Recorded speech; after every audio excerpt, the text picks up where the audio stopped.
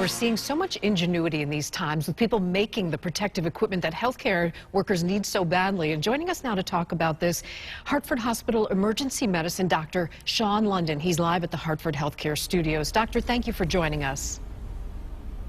Thank you for having me. All right, so tell us about how you came to make 3D masks.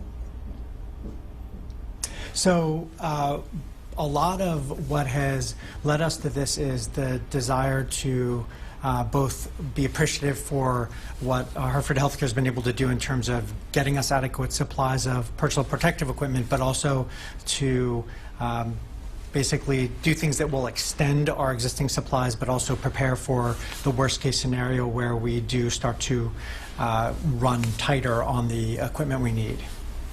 So what does the process entail? Take us through it.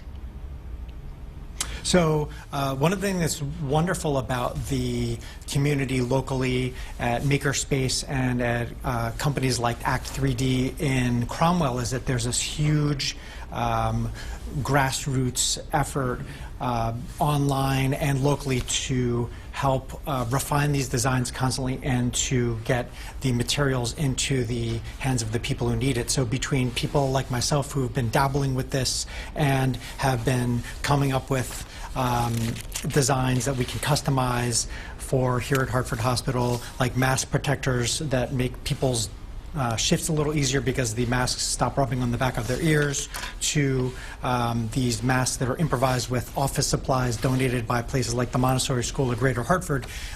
These masks, these shields in particular, let us extend the useful life of the materials that we do have because it helps keep the bottom layer of equipment protected and clean. Oh, that's wonderful to hear. How long does it take to make a mask?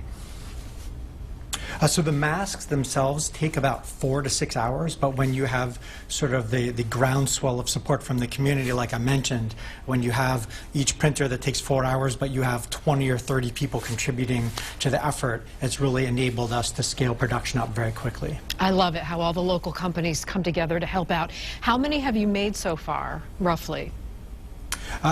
We've made a little over 200 masks so far. That's fantastic. Of course, we hope that you don't have to use them, that your PPE holds out, but it's wonderful to see everybody's thinking of backups and a supply. Dr. London, thank you so much for being with us and sharing your ingenuity. Thank you very much.